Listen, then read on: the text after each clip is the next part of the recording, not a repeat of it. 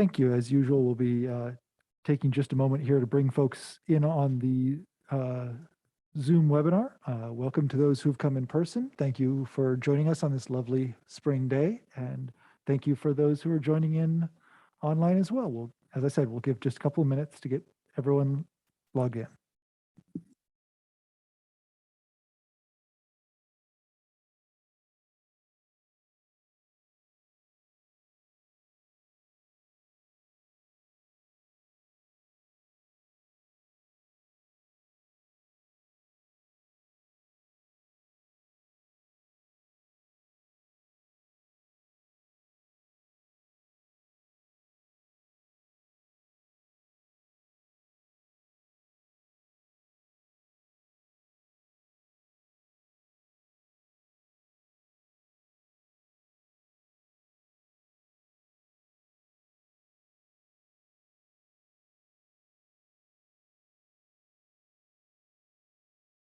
Okay, looks like we aren't bringing anyone else in, so I will now call this meeting of the school board for the South Whidbey School District number 206 to order.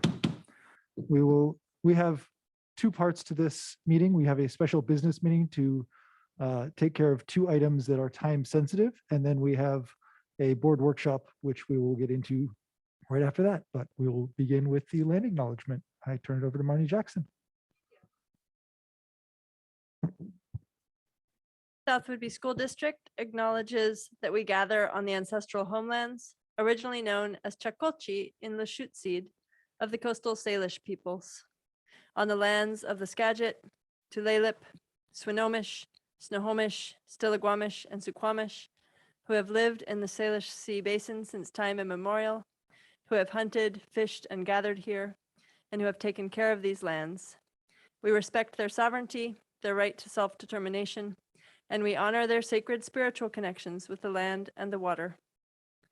Please join us in expressing our deepest respect for the Indigenous people of this territory and our gratitude for their enduring care and protection of this land, which we currently occupy and share through the Treaty of Point Elliott, signed by 82 tribes in Mukilteo on January 22nd, 1855. Thank you.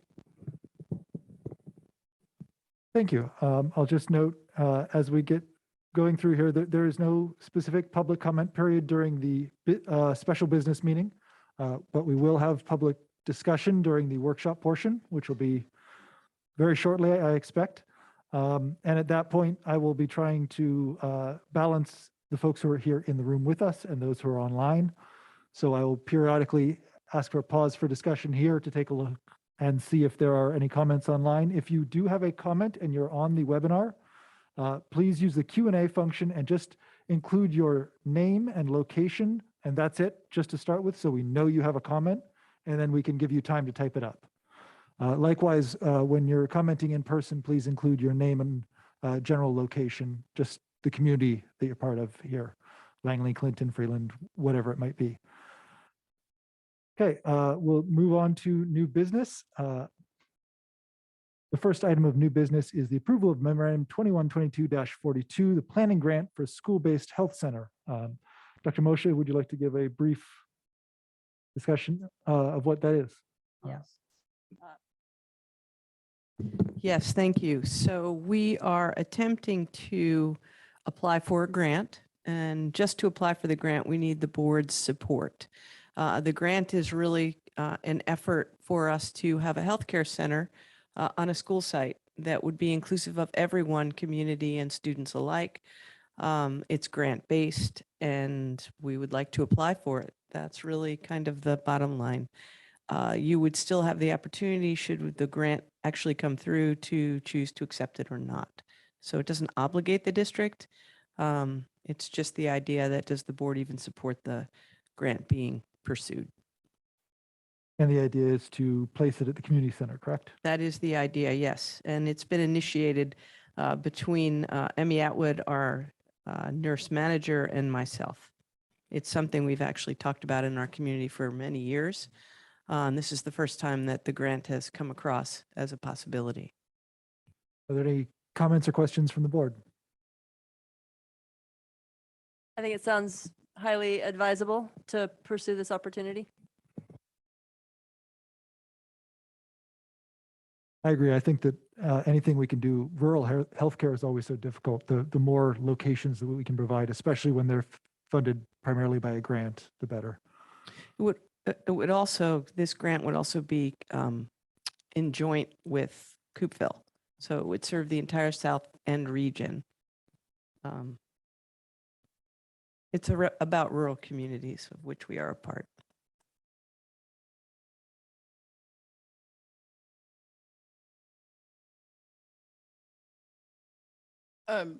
Do we have any details, or would it be appropriate to talk about details in terms of like longevity of grant? Like, you know, what funding we could ask for? Well, it's a funding application to get started, and then they would continue to support it. The idea is that it's to address healthcare challenges in a rural area. So we know there are many, especially access. Yes, thank you. I agree with Marnie that it feels highly advisable to me, especially since it sounds like this has been something that's been in the queue for a long time, and this is an opportunity to jump at it.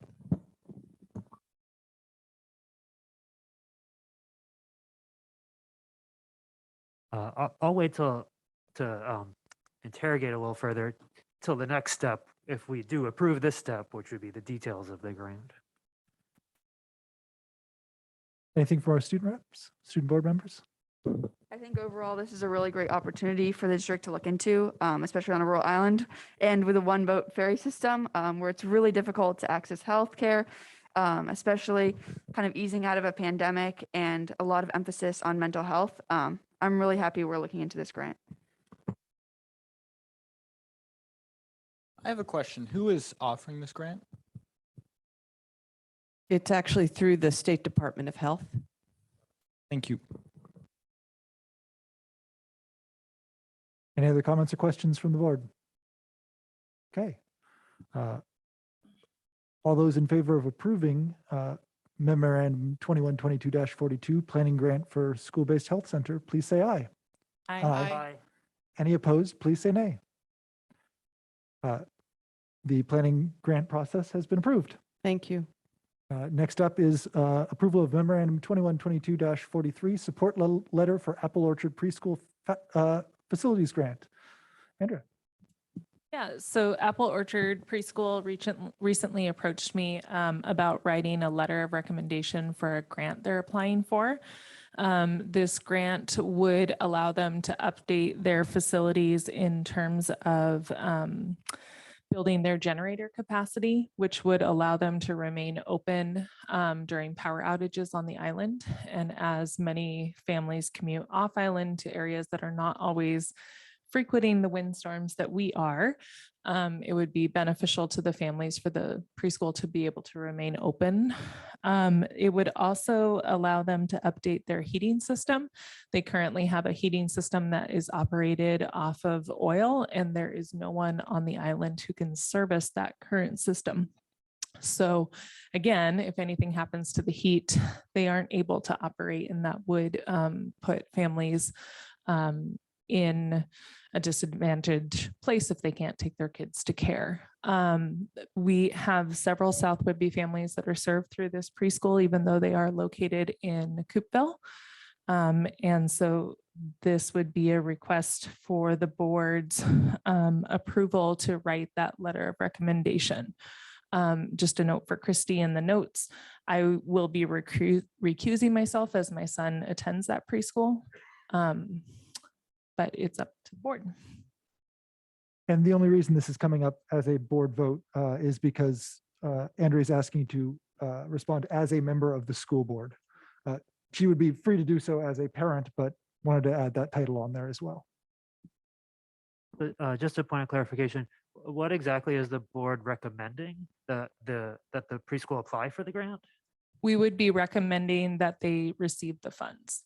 So I would be speaking to the projects that they would be doing and the impact that that would have on our community. Okay, so this is sort of like an endorsement in a sense. Okay. So you would be speaking holistically around, you know, how the organization serves kids in our district or future kids of our district, as well as the South End, and there's no other, you know, conflict of interest that you see in terms of, sort of your roles as all the things that you do. No, I actually considered whether I would ask my 9 to 5 organization, whether that would be an appropriate endorsement, but I don't believe that it would be because it's very far out of the scope of my work. But in terms of my role on the school board, I do think it falls in line. And I'm just assuming that you can personally author this letter if it is approved. Yes. Great, thank you. Yeah, and I just wanted to make sure that when you're writing it, that we're not talking about this to the exclusion of others preschools in the area, but yeah, I have utmost confidence that you can write that brilliantly and well assuming we approve it. Yeah. Yeah, no, there's a large plethora of funds, and so multiple people are able to apply. So it would not hinder anyone else from applying. Excellent. Just wanted to make sure that we weren't saying you should do this preschool over these because it is in Coopville, but as you say, it does serve a number of families in our district. All I would say from there is if we, as a whole support this, if you need an editor, there's about 4 of us, 5 of us in the room who would be happy to help with that process. Any other comments from board members? I too trust you to write a great letter, but I think it would be appropriate if all of our names are going on it for us to have the opportunity to review it before it's sent out. So it would be up to the board whether everyone's names go on it. The request that I was asking was to write it in a board capacity. But if the board is amenable, I do think it would send a stronger message if all of our names were on it. I just caution you that if you're going to do that, you need to author the letter in public in order to have all of the board members sign it. Okay, So then the board can authorize a scratch that. member to speak on behalf of the board, but to collaborate on it, it would require a public meeting. So scratch that because we wouldn't have time by the grant due date. When I, mirror Joe in that I feel, and I think all of us, when I say that we definitely would trust you to be able to write a letter that was, that spoke truly to the subject and, to the benefit of the preschool. So, And you certainly could, if the board authorized your signature, you can say on behalf of the board. It would just not be signed by each board member. Is it true that one other board member could review the letter? Absolutely. Yes. Okay, so I trust Andrew for you to choose one other board member to review the letter. Anything else from board members? I do see hands being raised in this, but this is a decision among the board. And we'll have opportunities to discuss other items on the workshop agenda at a later date. This is discussion within the board rather than with the community. Anything from student board members or any other discussion to be had? Okay. Then I'm going to try to summarize this for a vote. All those in favor of approving Andrea to write a letter of support for the Apple Orchard Preschool Facilities Grant on behalf of the school board, please say aye. aye. Aye. Any opposed, please say nay. The board has approved that Andrea write a letter of support for the Apple Orchard Preschool Facilities Grant on behalf of the board. I will now adjourn our special business meeting, and I will now call to order our board workshop. And now we will get into, we've got a couple of presentations, and then we'll get into some policy review. And during this period, we invite members of the community to ask questions and provide comments as well. So we'll turn it over first to the presentation on the advisory summit, which is the community advisory committees that have been gathering and meeting for several years now. So these are superintendent advisory committees that we established several years ago, as you said, and each of them are chaired by some of the folks in the room. And so we are going to start with the Student and Family Support Advisory Team, and then we'll move through the others. So. All right. Well, Susie Richards, Southwood Beale Elementary School K-4 principal and ALE principal. Pleased to be presenting tonight on the Student and Family Support Advisory Team meeting. Next slide, please. First, I want to recognize our team members, Lisa Honold, who's actually here with us in person tonight. Thank you so much, Lisa. Clyde Monma, Emmy Morgan, Kaylin Murray, and Kimmy Johnson. Next slide, please. So we began meeting in late November, early December. And our first meeting, we talked about what are the needs for students and families. And you can see what some of those are as we brainstormed together, both in terms of what student needs are and what our family support needs are. Next slide, please. We then talked about what are the goals? What do we want to get done?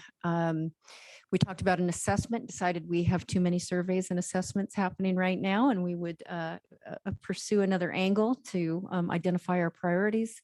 And instead, we decided to focus on where do we really, we want to come with 3 to 5 goals that we can actually, upon, the approval of the board and the superintendent, take some action upon.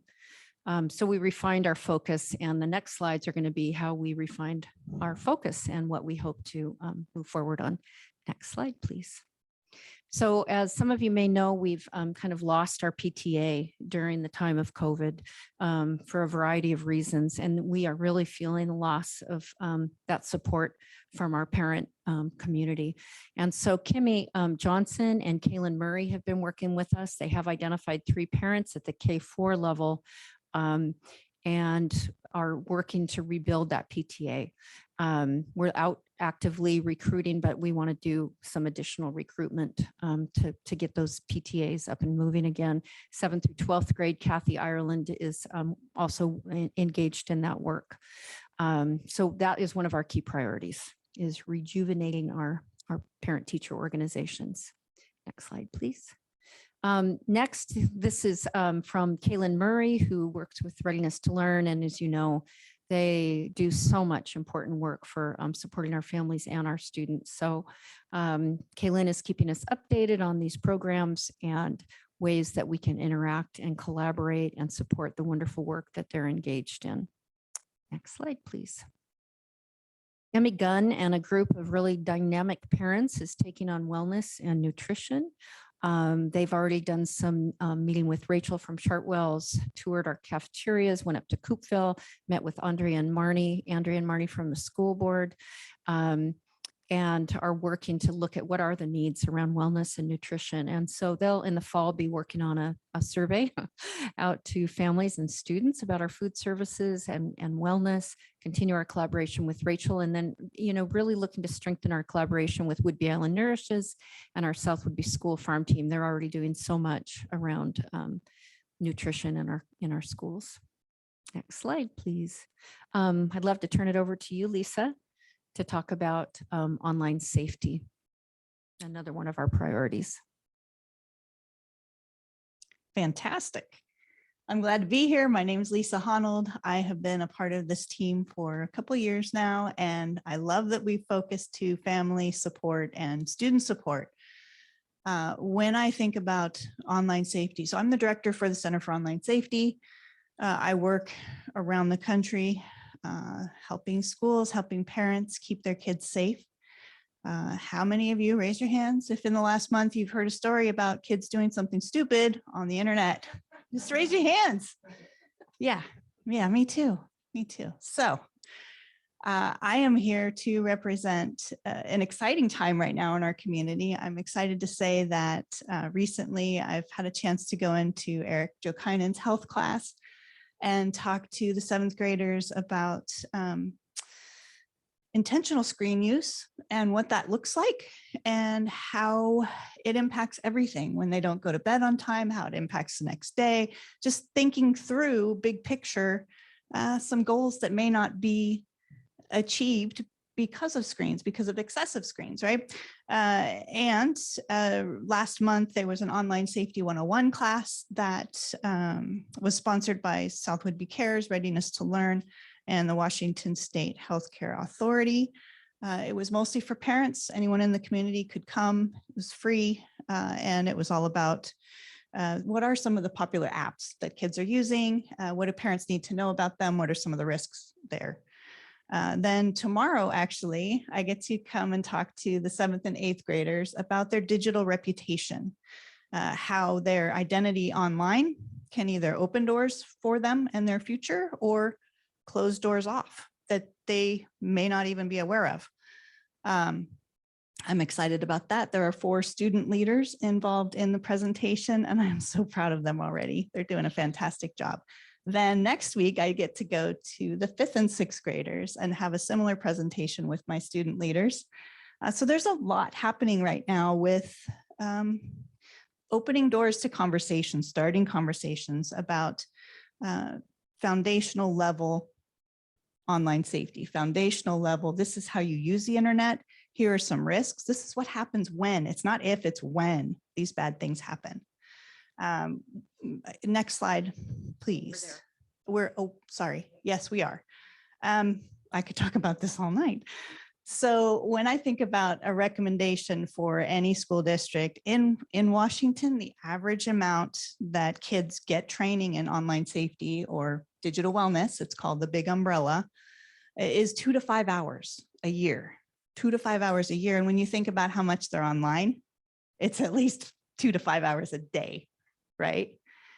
So we need a system. Every school district needs a system that's scaffolded learning starting in kindergarten, going through 12th grade, that helps them understand the risks and the beauty of the internet, how to use it appropriately, how to treat each other appropriately, how to develop character online as they already have offline, how it translates to how to treat each other online, those types of things. So that is my dream for every school district. And I am certainly not asking teachers to do this alone. They're doing enough. I think it needs to come from a separate organization that does it well, that supports teachers the teachers have the primary relationship. And this is an area of expertise. We work together. So that would be my dream proposal for next year is scaffolded approach K through 12.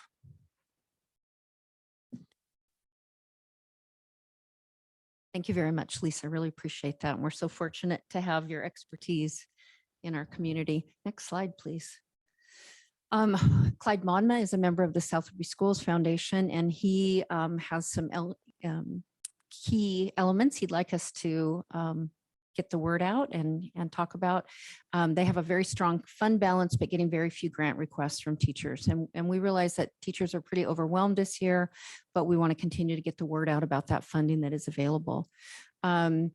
We really want to align our goals with the foundation. And one of the things that we've talked about as an action item is collaborating on a volunteer coordinator for the district for next year.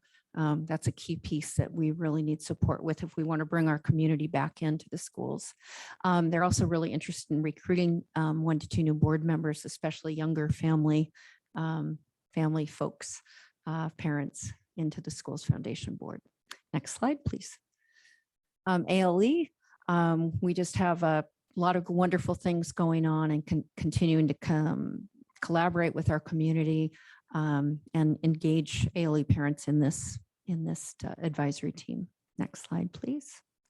So our next steps, we look forward to hearing from other advisory teams. We want to look for overlap, ways that we can collaborate and connect on priorities and initiatives. And then, have the okay to move forward on some of these key priority areas if the board and our superintendent supports those. Any questions? Not a question, but a comment that our 2 student board members have a passion for the nutrition and school food and have actually worked up a survey that could be a helpful starting point for what you're working on. And yeah, let's get that connection made.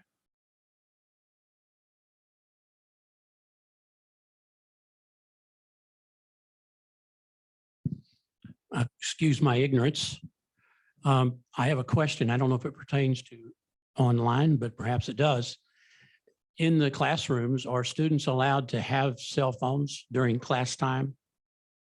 I think that certainly pertains to screen usage that was being discussed. I don't remember the exact policy. I think it's different at each school.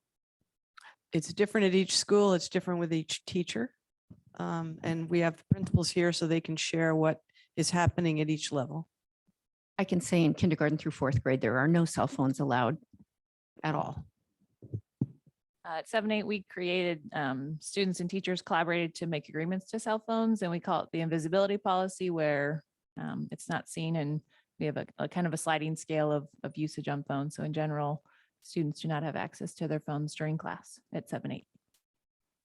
9-12, they can have their cell phones, and a lot of our teachers actually have students use them in class for actual real reasons academically.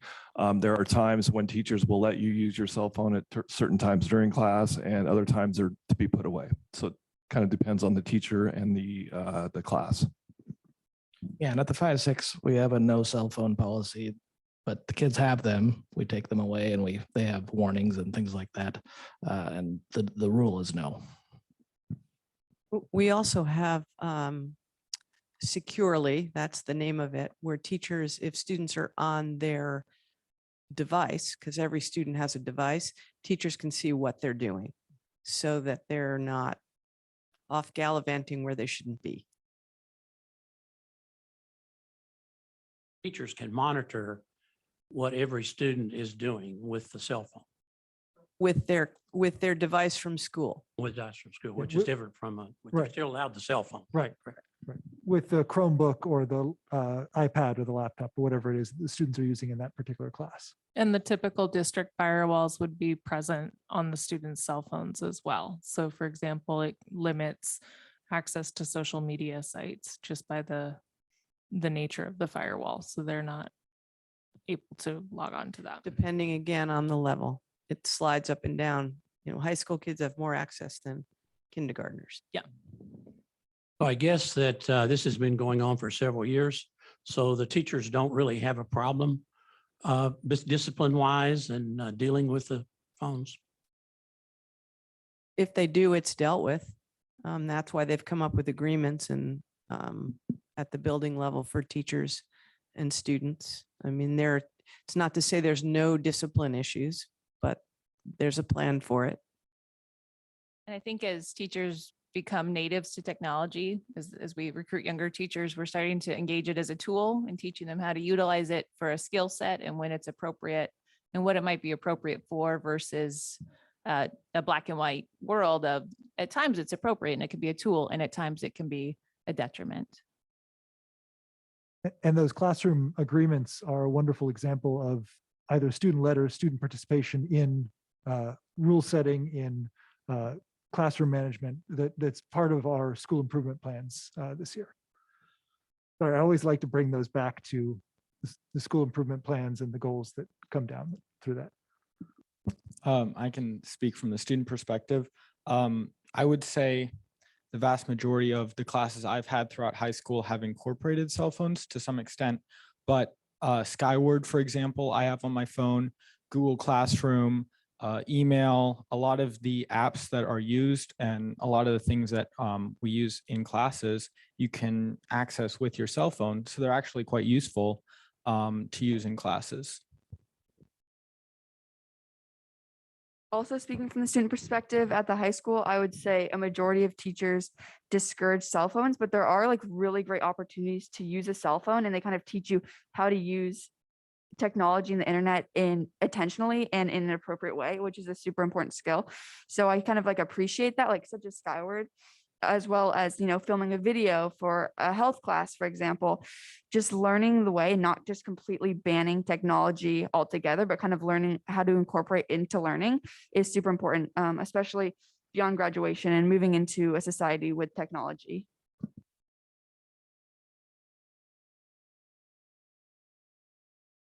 Did that answer your question? Excellent. Yeah, I just wanted to note that I love that focus on the online safety. So thank you for bringing your expertise and leadership on that, Ms. Hanold, because especially considering the past 2 years, how much of school has been focused online. Having that intentional teaching opportunity is a fantastic one. I did have a question about the digital safety. Does your organization also provide classes and instruction for our students with developmental disabilities and their vulnerabilities online? Yes, and it's a real risk. Yeah. Thank you. You bet. I have a question on another topic. A recurring theme in the presentation was we need parents to help to, or, reboot the PTA, et cetera. What are some of the strategies that worked pre-pandemic, and are they still working? And what are some new strategies that might work post-pandemic? Yeah, thank you. Prior to COVID, we had a very active volunteer corps within our schools. And as we returned to school this year with vaccination requirements and with some teachers still being hesitant to have parents or any volunteers in the schools, it just really stopped the progress of that. So I feel like with support, and we did have a volunteer coordinator, a 10-hour a week that we had been provided a grant for. That's a really key piece because we have to go through background checks and all the paperwork to bring in parent volunteers. So I feel like we can get there with support. Our service organizations, Seroptimus, Rotary, many of those organizations were really active in the schools as well. We did welcome back our Reading with Rover program this week, which we're really excited about. We have beautiful dogs and their trainers who come in and sit and read with our children. So that's awesome. So that's the hope to move forward. Was there anything else in that question, Joe? Post-COVID. No, that was good. It's just, do we need to adapt to new strategies, or are we just going to keep saying, where are all the parents? I think that it's a matter of getting somebody to help us with that outreach and marketing to get the parents back in and have processes back in place. Got it. Thank you. I'd actually like to jump in on top of that. You're talking about support. What support can the school board give on this? I think, helping us get the word out is the number one thing. We need to bring to you a framework and then you help us to get the word out. Thank you to all of you for your leadership. I loved seeing all those names up there. A lot of people I recognized as people who are out in the community every day, as well as inside the schools. And that really speaks to the collaboration that our community has. And so I have, huge trust and in the ability of this group and other groups to, just rebuild those volunteer corps and find ways to, find volunteer coordination and use those strategies wisely to get us, kind of back into the swing of working together. So thank you.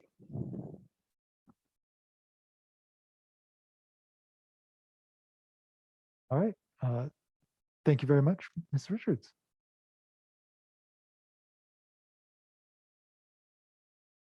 He wants to stand, so I feel the pressure to stand. If I start throwing my arms, I don't want to hit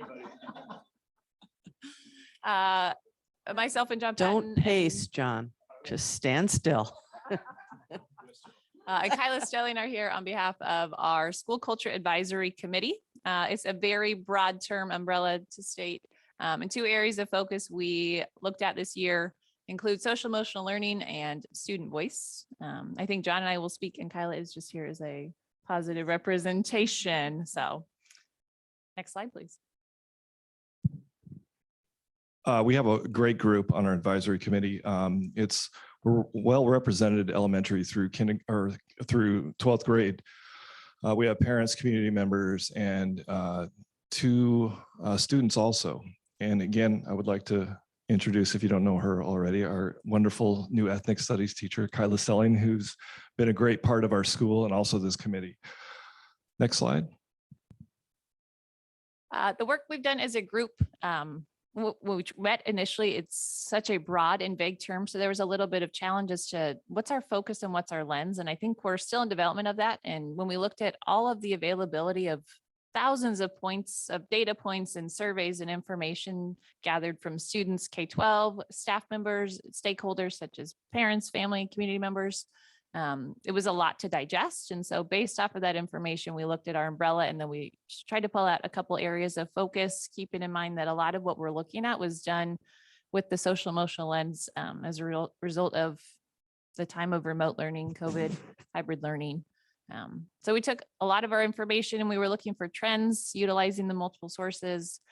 So we pulled out some highlights and key takeaways, and we decided for today that we're going to look at things that we recommend to stay in place and then things to look at to invest in or move forward with. And below is just an example of a few of the surveys we reviewed. For example, some of them are hundreds of pages of data points where some people really, it's nice to have such a huge representation from so many people, because some people really value the data and other people really value that anecdotal information from a student or a guardian.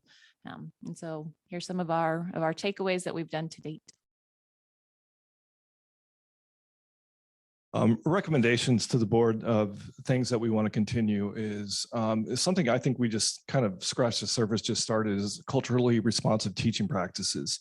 And really, you know, again, as a building leader of just the high school, it's something that we need to dig deeper and really talk more about it, get more professional development around it. And really, it's really looking at equity in the lens of the pedagogy, the curriculum, and also the verbiage that we're doing as teachers and staff members. Also, we're looking at restorative practices. We would like our staff to be trained in restorative practices, and not just our staff, our student leaders, and actually all leaders. And Dr. Mocha shared with the administrative staff Chicago's restorative practice guide, and I think the board might have seen that too.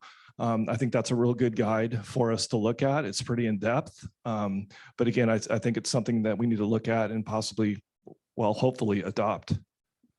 Continued Forefront, if you don't know, is our suicide prevention program through the University of Washington. We've done that for, I think this is year 5. We've been a model school, I want you to know, through that organization. And again, it's about staff being trained with suicide prevention, and also students. We have students go to classes and train other students and talk about it. It's a really impactful program. Full-time counselors, obviously we want to keep our full-time counselors, and the good news is we have an enhancements through the ESD, through the county, and actually at 712 we're getting a replacement student assistant is starting on Monday, 5 days a week through the ESD, so we're really excited about that.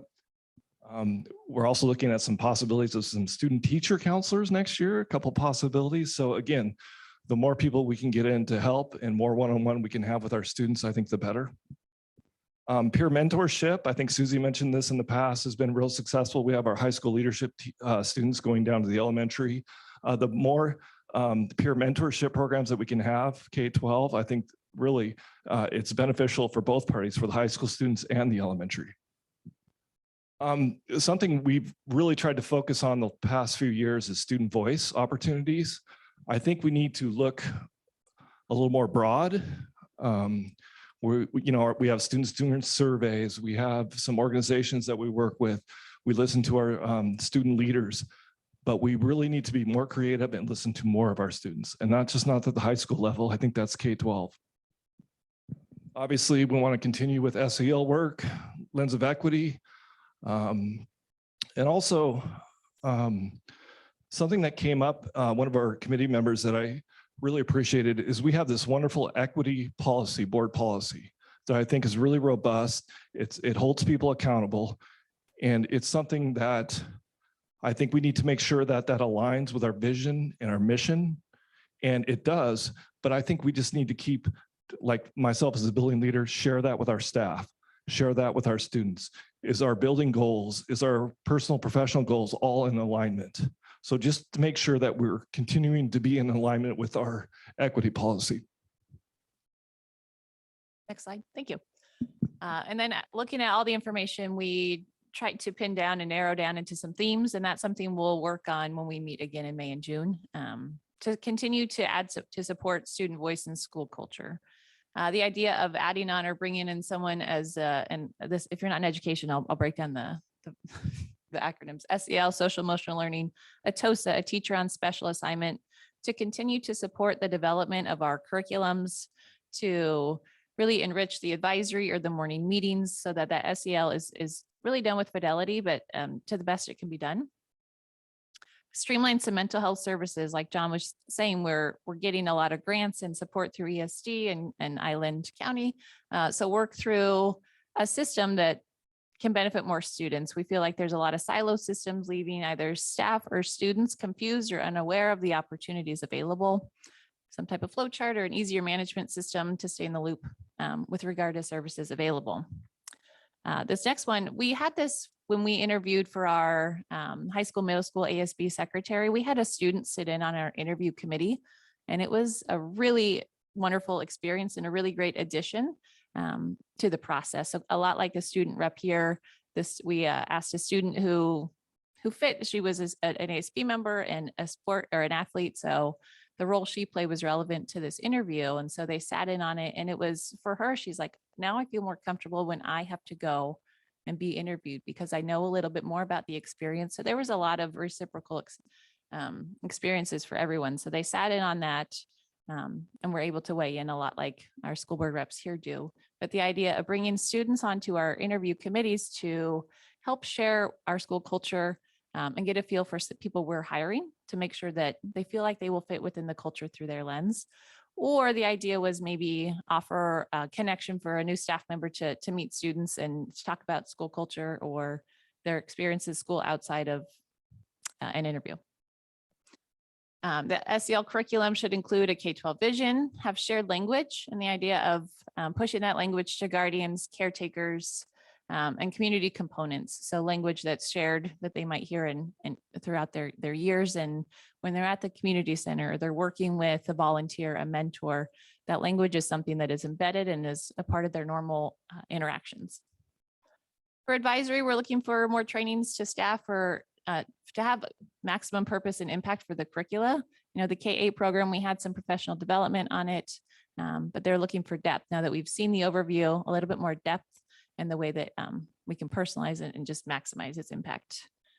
The idea of continuing with longitudinal surveys, effective questioning and data collection to measure. So the idea, for example, our CEE data, we have a year of pre-COVID, we have a COVID one, and then this year we'll have this almost post-COVID world. So the idea of looking at this longitudinal survey to see trends of what our students are telling us, our families, our parents, our guardians, is encouraged.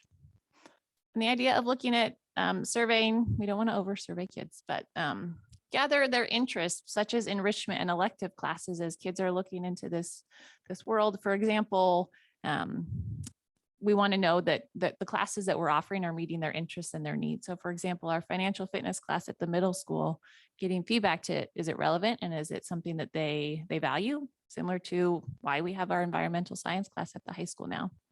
Incorporate their voice within class offerings without compromising, obviously, state standards or graduation requirements. Okay, things to consider adding to support student voice and school culture.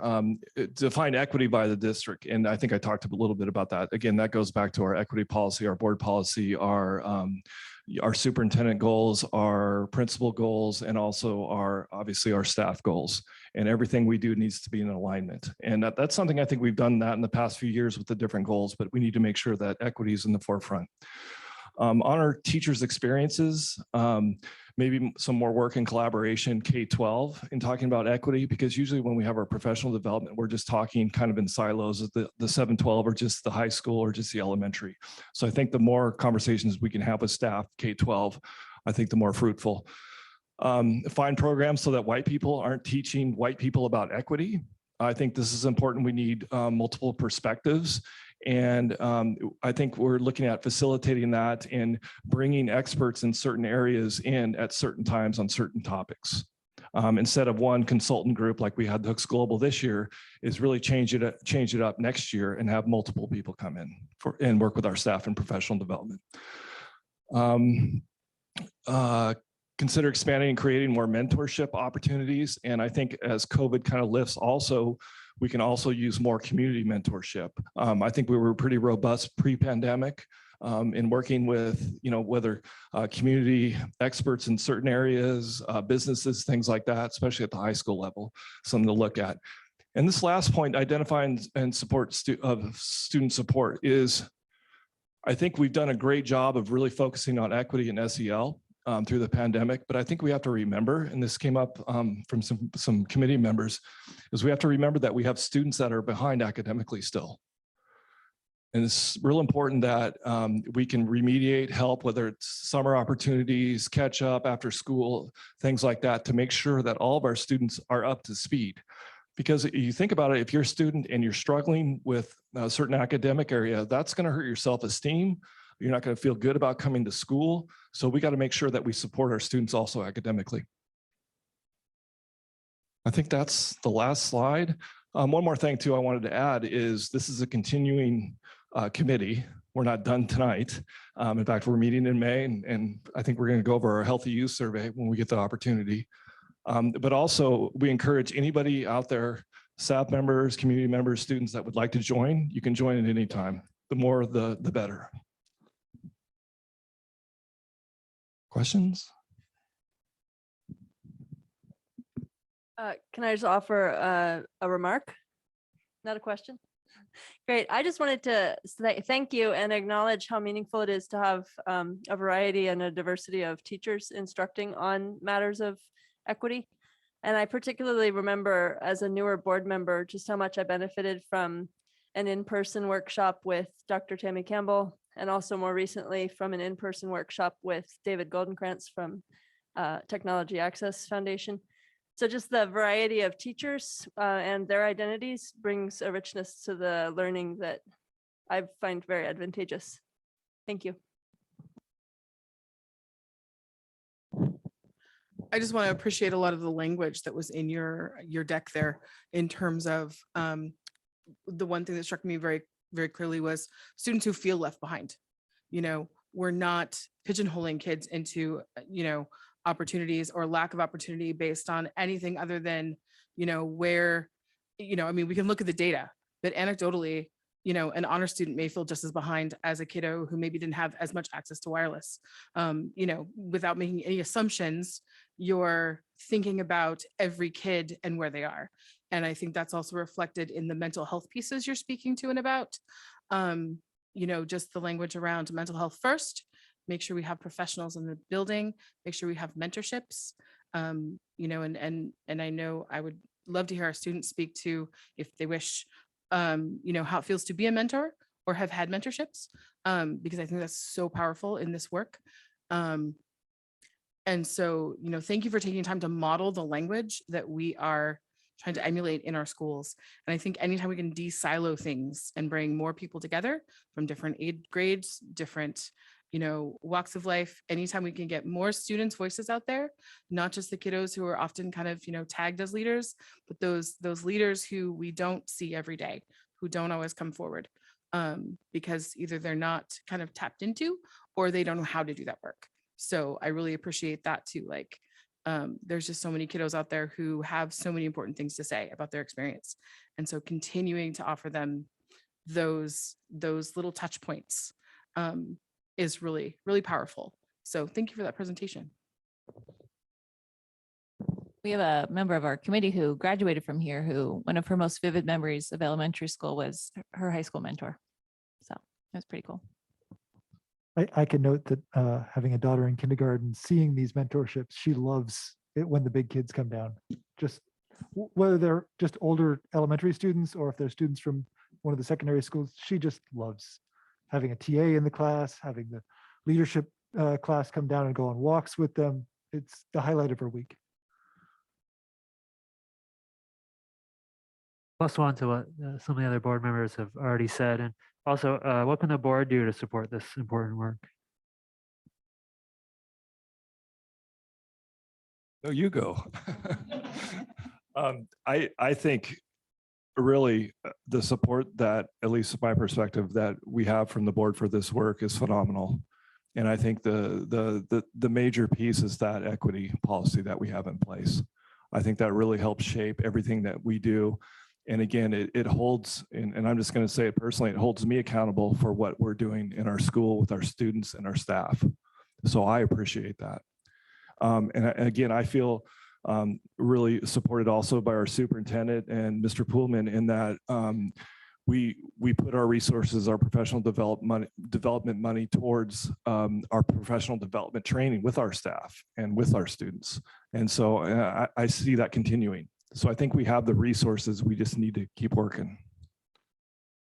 add on the idea is keep that runway clear as we continue to go and move forward, and you're paving that pathway for us. For example, I was in a curriculum meeting today, and thematically the conversation was about equity and culturally responsive teaching. And that was the foundation that was led by the board. So if you keep allowing that pathway, we're going to keep following it and pursuing it in that same lens. Could you elaborate on creating safe spaces? Is that with a counselor or is it could you elaborate on that? That's a great question. I don't think any two kids would have the same answer to you, but it's the idea of creating a space where they're able to help us to understand what their needs are. So in order for them to be able to express and feel comfortable to have their needs met, and then be able to engage socially and then engage academically to develop their whole selves. May I offer a little supplementary answer? I've been in some conversations around the challenge of creating safe space because safety is different for everyone and safety can't really be guaranteed. And so one phrase that can be more welcoming is to create a protective space where we agree to protect our rights and our agreements, and thereby we agree to protect each other. And I want to point to an author named Resmaa Menakem. In his work is where I first encountered that differentiation between offering safety versus offering protection. I'm not sure if the term originated with him, but I do think that sometimes there are folks who feel invited into a space and then find the term safe space to be unwelcoming, because if they don't feel that their safety is guaranteed there, it can feel a bit euphemistic. One of the questions I always look at really closely on our CEE survey is the question of, do you have a trusted adult in the schools?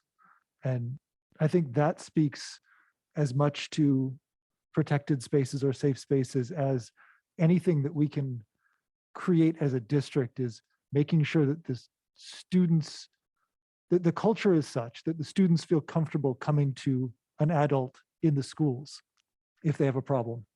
So I've been gratified to see that number go up, even if it's slowly and not where I'd love to see it. But that's always something that I keep an eye out on, to that point of safe spaces or protected spaces, is do they have someone in a position of authority that they trust to go to if they have a problem?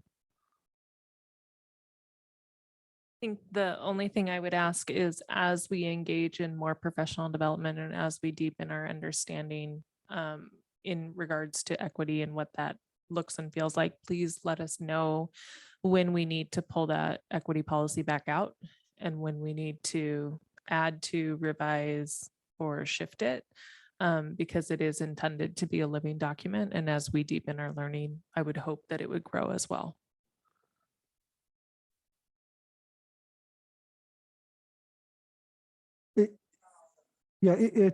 It's several paragraphs, so I won't read it out here, but it is on our board documents site. It is policy 00001. Three. I think it's 3 zeros, I thought- think, and a it's 1. 4, Is it? but doesn't matter. It's It's It's the policy first 1. policy. I had a couple of things that came up there. I love the attention to mental health services, because we know that through this pandemic, that's been a major issue, and seeing the continued focus on that is great. And then I'm going to step aside because I see that Rufus, you had a comment. I'm Rufus Rose. The equity issue is one that is sensitive in the community. And I'm wondering how you maintain a broad, or do you maintain a broad spectrum of source material to discuss it? I brought with me tonight a thing that I think is an example that seems to me like a good idea. It's an article in Imprimis, The Continuing Importance of Thomas Sowell, who is a Black man and has been very, very widely read and respected. And I'm wondering if, for example, is he, as an educator, a part of the equity program in the South Whidbey School District? I can't speak to exactly what's being taught, what sources those teachings are using, but I'm certain that we could get that information if you send us an email on that. Well, it seems as though, I don't know what materials you use, as an individual in the community, I think it would be important for Thomas Sowell's broad history of racial writings and his own personal experience to be referenced, to be understood. And I'm just wondering if it is at this time. I'm not familiar with his specifically. If you want to share it, I'd love to look at it, but there's a lot of diverse texts and materials that we use, of course, that are age and grade appropriate. So a kindergarten or an education to a younger grades versus older grades is going to look different. And the teaching practices of every teacher is in development as we continue our professional development and gain skills. Yeah, in order to- that's what I'm wondering. Do you track the teacher development, or do you control the teacher development? What they're exposed to or what they expose themselves to, and then talk to you about? We just finished our year-long training with the Hooks Equity Global Group. So that was our focus for this year, and they're well vetted through the district. The board approved our contract with them, and so they were our facilitators for our equity trainings for this year. And this advisory team did mention looking for broader sources. So it may be that that's one. I do want to just note that our equity policy references include but not limited to race, ethnicity, socioeconomic status, gender, mental health status, disability, age, sexual orientation, gender expression or gender identity, transgender status or sex assigned at birth, and or religious status, and groups that we have yet to recognize. So I want to make sure that we're looking beyond just racial issues when we're talking about this. One of the largest issues based on some survey data that we've received is gender-based, male versus female. The responses that we get to some of our surveys are very strongly tilted that in some cases, our male students are having a easier time of it socially than our female students. In some cases, we're looking at socioeconomic status. Anne mentioned earlier, students without easy access to Wi-Fi. We're trying to provide that through Would Be Tell, but it's still, sometimes you have to get away from your home to get on that just because you don't have cell reception there. So it is more than race that we're looking at here. It's If I could speak to Rufus's point just specifically regarding the policy, and that is, perhaps this answers the question. The district will adopt curriculum, teaching and learning strategies that leverage, reflect, and affirm the unique experiences, social, racial, cultural, linguistic, and familial backgrounds of all people, including current achievements and contributions to our society by global people of diversity. So I don't know what it is that you're speaking about specifically, but if it speaks to that, it could be included. But the curriculum is selected by a curriculum committee and then approved by the board. So that's how we select what we use with our students and our staff. Is the curriculum committee teachers only, or who's on it? It's a curriculum committee starts with teachers only, and then it gets brought to the larger community. Earlier, you talked about the health center. Mr. Chair, the stuff I can't see it from here, but the stuff you read off talked about a whole range of things, lots and lots of things. Is the healthcare grant that you're considering applying for, is that something these people will be administering? No. That what would their input be? Because the chair alluded to that part of it, the healthcare part. So It seemed to me. the healthcare grant that we're applying for is to bring general healthcare to our rural area for all. So it would be administered if we receive the grant. It's offered by the Washington State Department of Health. If we receive it, it would be with the understanding that we'll implement it as the grant is written. And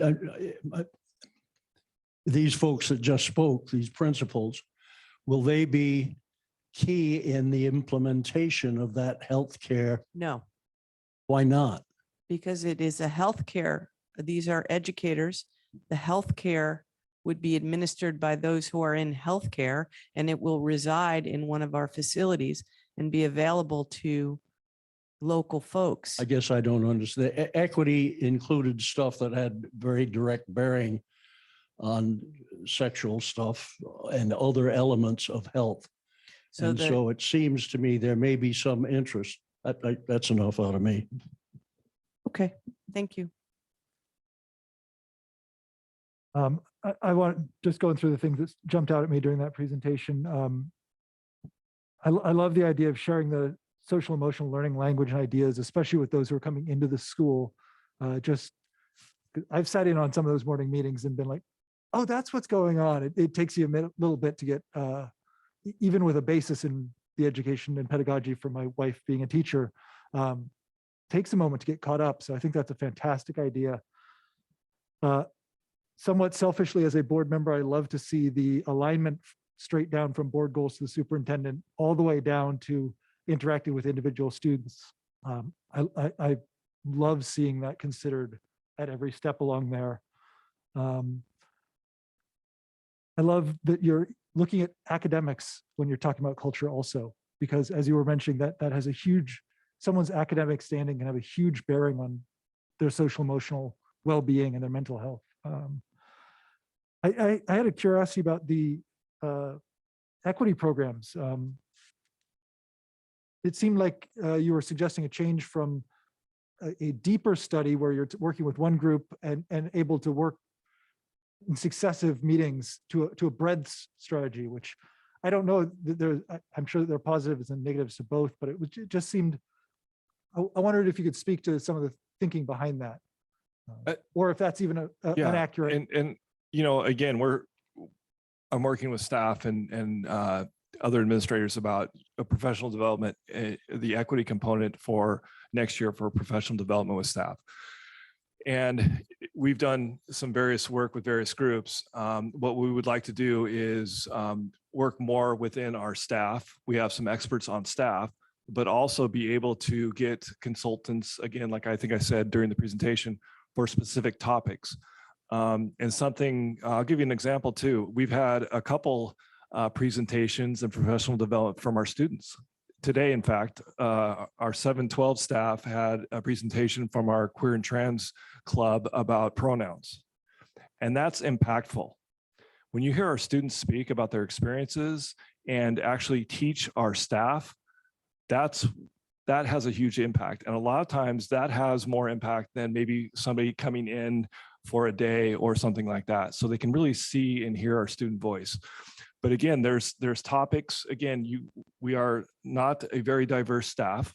And so it's important that we get more diversity, more perspectives and viewpoints coming in and working with our staff. So it's going to be a hybrid, so to speak, short answer. I would just add to that, that I know that some consultants are hesitant to do the one and dones that they're wanting to engage in. So I would offer that the group, see, I'm learning from Anna and Marnie, look at me. I would offer that the group maybe consider on those topics, maybe prioritizing somebody coming alongside and coaching with individual one-on-one time. And I would be of interest in supporting and in participating in that. And the idea was for this year, we had Hooks Global giving us a big overview and a lot of understanding. And now they're hungry for the depth and the application to our specific subculture of South Whitby, integrating student voice and practices that are working in classrooms next door and how it fits for our unique school district versus, so we've gotten the education, now it's the application and trial and a lot of peer-to-peer in the sense of teachers collaborating together, kind of like we're doing with our IPP UDL work. So they're able to see what's working in the application process. And it's also, I think, again, we've had a lot of training in a general sense, but now it's really time to get to the work where to challenge staff to be really self-reflective about what they're doing, what their curriculum is, what their pedagogy is, and what their verbiage is. And that's the work that needs to get done. So that's what we're looking forward to. That's fascinating to hear the inversion of my breadth versus depth example to see that how what I thought was breadth is actually, in your view and experience, depth of knowledge and providing specific depth. That's a fascinating way to look at it. Thank you. I did want to reach out to the student board members here to see if they had any comments or questions they wanted to share. I would like to say I'm really appreciative, especially on bringing students kind of like into things that were kind of more deemed as like an adult process, such as an interview panel. That's super important, as well as educating students on restorative practices and not just staff. And speaking to what Anne said about mentorship, I'm actually Marnie's mentor, and it's a very beneficial relationship. I think I can't speak on behalf of you, but for me, it's been extremely beneficial. And Brooke talked about his daughter expressing appreciation for high school students, and I've seen high school students express appreciation with working with elementary students. So it really goes both ways. And it kind of forming these connections, especially between different age groups, can really break down kind of like barriers or hierarchies, especially adultism. And it's super important to address that. And I'm hoping to recruit students for this committee, especially to hear about personal experiences they've had within our district. Can I add on to that? I just wanted to thank you. It's been such a great side hustle getting to know you and working alongside you. And I think it's been really important to just recognize that we both have expertise to offer one another. And so in that relationship, it's really not a mentor-mentee relationship, but a mentor-mentor relationship, because I have some expertise about adulting and you have some expertise about student experience. And so we just both have so much to learn together. So I'm grateful. I've also really appreciated being able to sit in on the meetings with Saul and Brooke. And I feel like the intergenerational collaborations are making our board stronger. Thank you.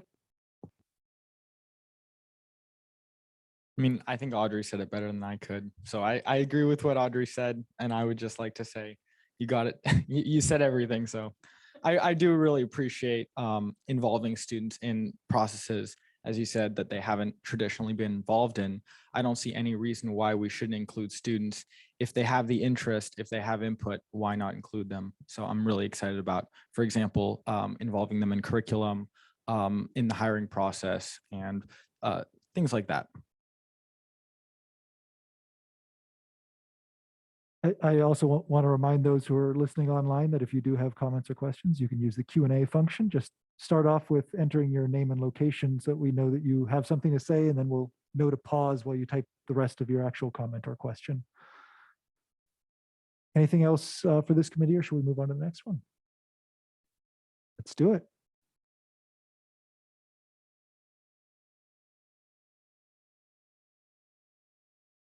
And now I'm going to shift the conversation to the physical learning environment. So I'm here representing facilities and the bond planning process. Go ahead.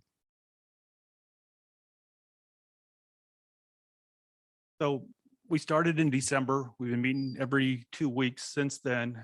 Started out with kind of a review process of historical bond election results. How well have they done in the last couple of years? What districts have been successful? Those that haven't, maybe why? Looking at our property tax, our assessment values in this district to try to figure out what potential costs would be. And then just a difference between what's a bond and what's a levy. What are the purposes of each? What do they fund, et cetera? And then we worked on a timeline. We were asked to look at a November ballot, November 2022, really condensed timeline. And working backwards, we'd have to have something to the board by July. So I'm not making any promises. That's our goal, but it's going to be very tight. And then we did a lot of work in 2019. We had had a committee working at that time that viewed all the facilities, walked through them, looked at things, talked to people. So we started with the work we had done that and reviewed it. And then we added on to that additional ideas that had come up, requests that people suggested, and tried to define what were the projects that we would potentially bring to you in that proposal in July. We've also advertised and selected an architectural firm because we're going to need them to do a lot of the preliminary work as far as the potential drawings, if we're building something, if we're re-siding, what does that look like? And then cost estimates. Really tricky right now with the building environment we are in. Costs are escalating quickly, and we're going to need their expertise. So we selected Integris, and we'll bring a contract to the board. And soon to have you approve their work with us.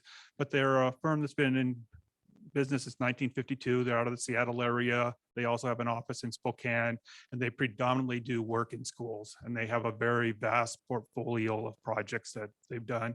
And they came highly recommended from everybody we spoke with. We also surveyed the staff, and out of that, we got 61 responses. 21 came from the elementary level, 26 from the secondary, middle school, high school, and 14 from district level, and a board member. The other thing that we asked in these questions was not just do you support it, yes or no, but comments. And we found some of those very insightful. It brought discussion that we hadn't thought about in some of these projects. And so that was very helpful. Next. So here's the kind of the broad swath of the projects that have been identified. Exterior building improvements, siding at the high school, maybe some covered entries at the high school to kind of identify, what are the entries, and if kids are standing outside, they have a place to be. Repainting, repairing, these buildings, those type things. So just kind of that general building improvements. We're also looking at a new multi-purpose building for this campus. Right now, what is referred to as a gym is actually used as a cafeteria for half the day and a gym for part of the day. Not really in the committees and most people's response that we received appropriate for what we need at this facility. We need something that could be dedicated to a multi-purpose PE type facility where they could actually have those activities. Last year we actually had PE classes in this room. So it tells you the need that we have. We also are suggesting at this point a covered structure up front where the kids wait for the buses so that they would be able to stay out of the rain. And some of the things we've talked about is it needs to be something with a clear cover rather than a metal roof because it makes the windows dark in that part of the building. So some of those things. And then the possibility of a walkway between the two buildings because we have kids that go back and forth on a daily basis for lunch or services or whatever. Another item that came up was an all-inclusive playground somewhere on this campus that was more appropriate than the one that we have now. And so we're looking at that. Bathroom remodels, updates across the district, basically. This building isn't too bad, but we start looking at the other ones. The South Campus was built in 1967, and it was built for a basically kindergarten, first grade age group. Very small, very tight, very old. If you think about your house, if your bathroom was built in 1967, you probably would have done something to it. And things at the high school, make them more appropriate, maybe more enclosed spaces for kids and, all those things. Also talk about a covered structure at the secondary building for the middle school, high school kids, a place where middle school kids at lunch would have some place they could be outside. If it's raining, the athletic teams could use it, PE spaces could use it. And probably something similar, though we haven't have any design ideas, but like we have out here, basically some walls with some type of a roof structure on it that people can get out of the rain. One of the items was the auditorium, trying to do something with the seating in there. And I'll talk about that a little later because I have some responses and I'll kind of share that with you. And then the need for some storage buildings. Right now, we have some very old cargo containers that we keep things in. So maybe something at the over by the track that could be used for storage, but also for our athletic equipment, our PE equipment, all things they're dragging in and out of the buildings or underneath the stadium, that type of thing. And then an update to the stadium. We actually have a situation where we can't use the press box currently because of the condition of it. So an update to that, repairing the asphalt that's buckling in places and making it more appropriate and more attractive. Also on the list was the idea of a turf field, which would allow more usage of that facility. And then, finishing up roofing jobs, any HVACs, heating and ventilation systems that need to be replaced. Some of them are, 30, 35 years old at this point. And so we've been slowly going through, the buildings and doing it. Most of them are done in this building, but the high school has some large units. And if we're going to replace the roof, it would be a good time to do some of that work. And then the parking lots, as you're probably aware, a lot of these parking lots, the curbs are all crumbling, there's potholes, et cetera. So that's kind of the general project list that we came up with. The next one. So we sent a survey out, and here's an example of one that was actually highly positive in the responses of, yes, it's something we need to be done. And that's building exterior. You know, we need to do work. And a theme that I've seen looking through these is that there's a real interest in the image of our school district, that there's a lot of work that needs to be done there. And through a lot of these questions, the ones that rated most highly had to do with the image that we are presenting to the community, how our kids are feeling about the facilities that they're going into, that type of a comment. And that drives a lot of what we've been looking at here. And I put a little comment from one of the responses, but it's really about the appearance of our facility and how it impacts everyone. And that students should have a place that they're have a sense of pride in, and that really feel good coming into. And it also accounts for our staff and our community also, that it's a place that we want to be proud of. So this is really a lot about, you know, the high school and the work to improve the image on the front of that building. But you can see that, you know, a very high percentage of people thought this was a very, you know, number one priority, something that we need to get done, and very small. Next. And on the other side, the least positive one we received had to do with the auditorium and replacing the seating in there and that type of thing. And that, you know, one of the comments was that it's a very low use by people outside of the school district. And, you know, there are parts to repair things that we already have. So, you know, comments like that. So again, it gave you that idea of what was more important to people. And then I found this kind of interesting. You know, one of the questions was around the stadium improvements, and it was fairly high between the low or the moderate and the high, that, you know, it's something that we need to do. And I think it goes back to, what do we look like to the community when you come to our facility? It's not an attractive facility right now. It needs work. And, you know, how do we do that? And some of the comments, and this is one that, you know, we hadn't thought about, was, you know, we actually need to make a bigger press box because the one we have is not appropriate for the use of opposing coaches, our coaches, the announcers. It's too small. You have all these people standing in a 6-foot building. So it's some of those type comments that kind of helped. And then the turf field was a mixed bag. You know, it was about a third of each. So again, it's not that visual thing that everybody's been thinking about when we think about these other things. It's really about usability. And I think the comment, and I don't know who wrote this, was that it really has a value.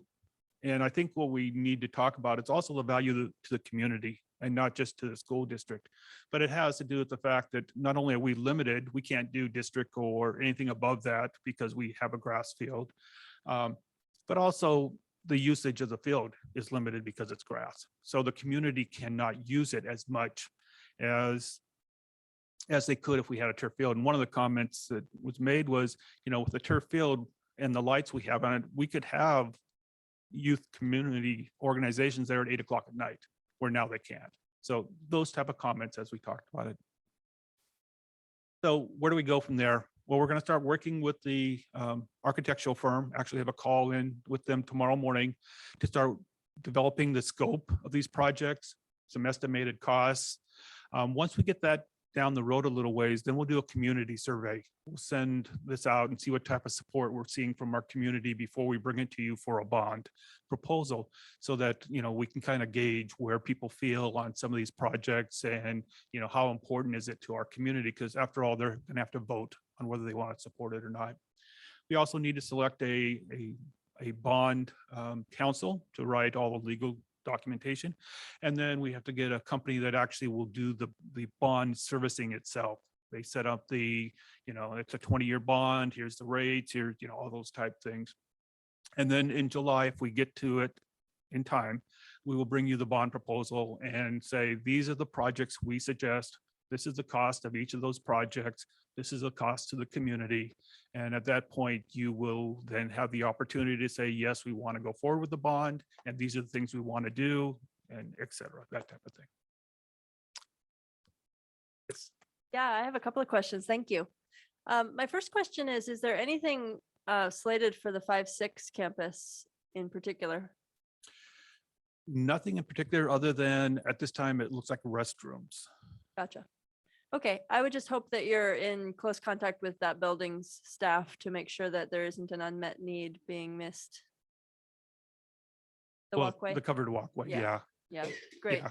I No.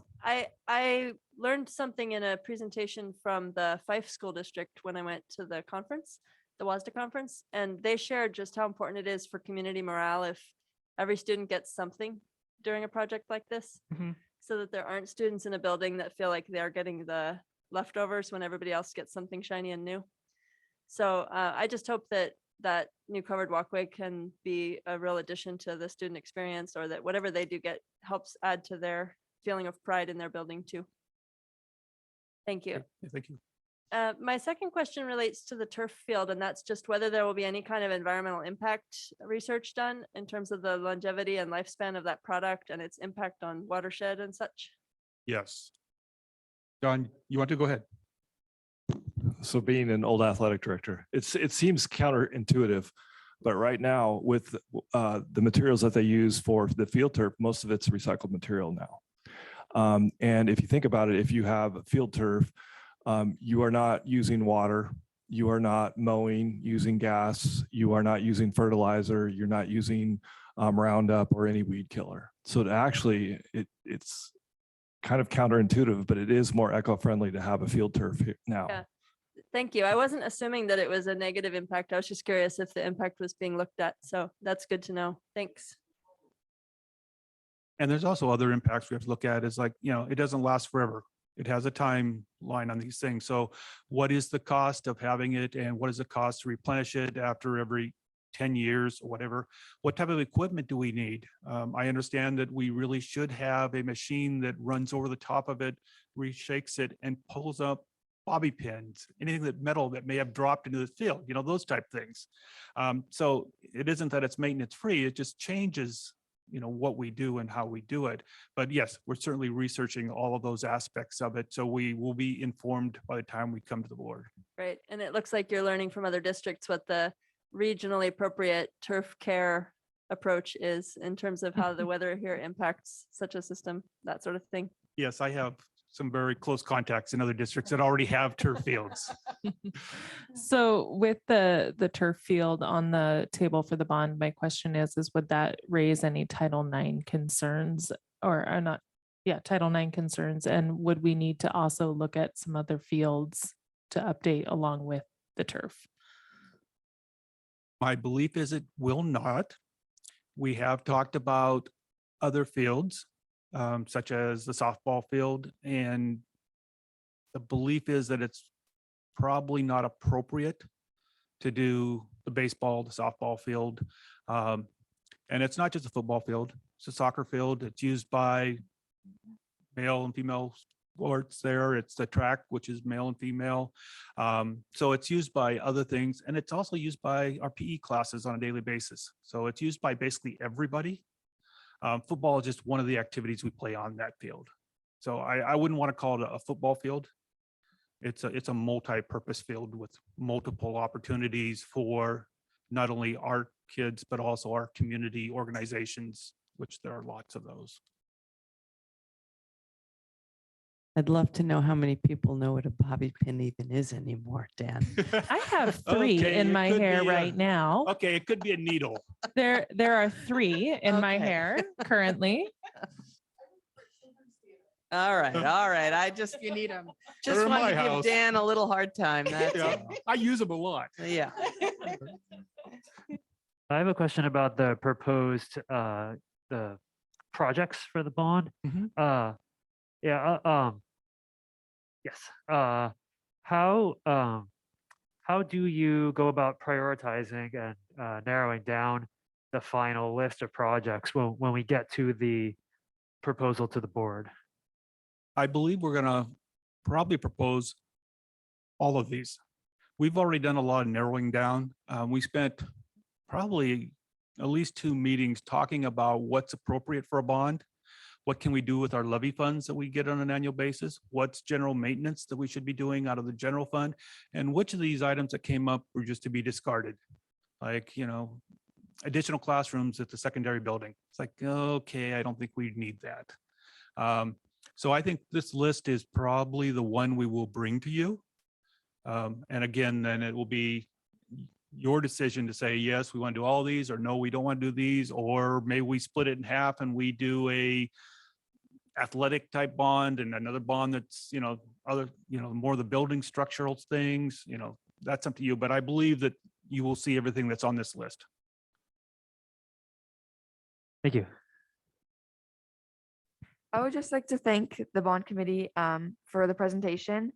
One recommendation I have is emphasizing sending out a survey to students as part of the community survey, because there's a lot of points of interest on projects that should be included under the bond. They're going to be different for different students. Like, for example, a band student is going to have a very different opinion from someone who's very involved in sports, as well as incorporating younger students in these surveys, such as elementary schoolers and middle schoolers, as well as I know I've been swamped with a lot of surveys recently and advisories, so possibly including or bringing in students for bond committee meetings and kind of hearing what they have to say, because there's minor things that could be overseen in a walk through the school, but have a huge impact on a student who's spending 7-8 hours daily in a school. Thank you. So if you would like to send me your thoughts, if you have any, or any other students that you've talked to, I would happily share that with the bond committee and see. Some of them are simple and they're things we can do without going through a bond, because a bond is basically the large projects that we can't pay for in our $1 million levy type thing. So there's a lot of things that were on this list that it's like, okay, that's $100,000. We can do that. The siding's $4 million. It has to be a bond, right? So there's a difference in how we do things. But if there's things that you're seeing, yeah, or if you'd love to be on the bond committee, that would be wonderful too. I also We meet think every other week on Tuesday. maybe one of the things we can work on is doing some focus groups within the building to speak specifically about those things. And then we can bring that back to the bond committee. So if you have an interest in that, I'd love to connect with you and set those up. And then another question I have, what's the certain cost of projects that are included under the bond? Like the minimum? Well, there is no minimum that you can do under a bond. But if you think about a bond, it's like taking a mortgage out on your house and you're going to pay for it for the next 20 years. So if there's smaller items that we can do with the levy, which you get an annual basis, which is for this type of work, it makes more sense to do it because we get the cash and we spend it. On a bond, we're going to pay interest on it. So we really try to look at it in the bond of things that we can't afford to do on an annual basis through another funding source, or it's combined with other projects that make it a larger project. So there is no dollar amount that's a threshold. It really is, can we do it less expensively through another way, such as a levy, or is it just general maintenance that we should be doing no matter what? So that's kind of the difference between the levy and the bond. But I guess in terms of the question, in our levy, we get about $2 million a year for all of our technology and any building maintenance. And some of these items are far more expensive than that. So that's kind of the threshold. And if we get 2 million a year and we have a $4 million siding project, we can't borrow as a school district unless we do a bond. So we can't pay for $4 million in siding on the high school without a bond. Does it make more sense? Okay. Yeah, so we have about $1 million a year for capital improvements through that levy, and that covers a lot of projects. But yeah, and that's just a prioritization when we look at it and say, okay, what are we doing this year with those funds that we have? But yeah, the siding's a $4 million. There's no way we can do that, unless we don't do any improvements for 4 years, and that's not very practical. When it comes to the specific items on the bond, have you collected any kind of student input on what their priorities are? No, it has come through staff so far. Yeah, I would say that would probably be a good step because I've talked to, for example, on the covered walkway, I've talked to students and, I used to do that stretch like 4 times a day. I'm not exactly sure. I haven't heard that that's something that they want. I asked them about it. So the students might have different priorities than the staff, and I'm sure there's a lot of things where that plays a role. So that might be something that, I don't know, it's probably too late to look into that, but that might No. might be useful. It's never too late. And when we talk about covered walkway, if I look at the responses we received, the staff may not be that excited about a covered walkway either. So, we just received the information this week, so I still have to dig into it. But some of the comments I'm receiving are, do we really need a covered walkway? And maybe we do, maybe we don't. So again, we'll refine this, come back, get more information. And yeah, we can certainly, I hate to say do another survey for the kids because we've done a million of them, but if there's another way of gathering information, I'm happy to do that. And the right way probably to gather information from students about these issues isn't through a facilities and bond planning committee, which is kind of a very long title that kind of scares students away from talking about what's really very important in terms of financial priorities for the district and facilities. But elementary 5, 6, 7, 8, 9, 12, it would be good. That's probably a project that Audrey and I can do, is get students together and figure out what they have to say and what their priorities are. I definitely think it's really important that we're not asking or spending a large amount of money when the students haven't really set their priorities. Thank you both for speaking up on that. I heard that great list of everyone you'd been engaging, and as both of you mentioned, the one point that I didn't hear was the end users, the students. So thank you both for chiming in with that. I like the idea of focus groups, but I mean, there are lots of ways to do it, and I'm sure you will find a great one.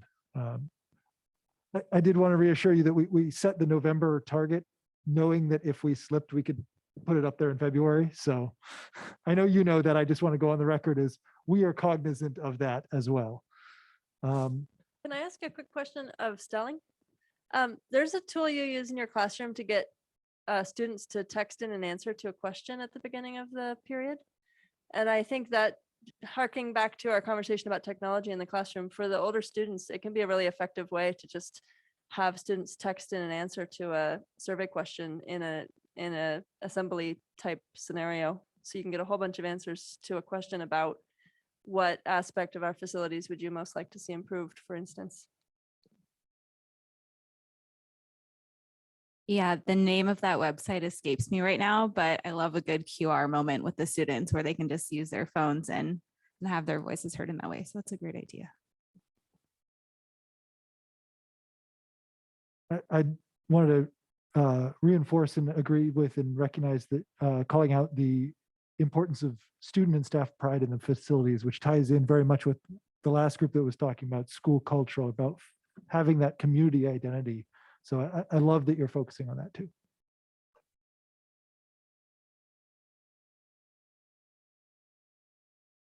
Doesn't seem like we have anything else from any other community members or board members or administrators. So let's move to the next one. Yep.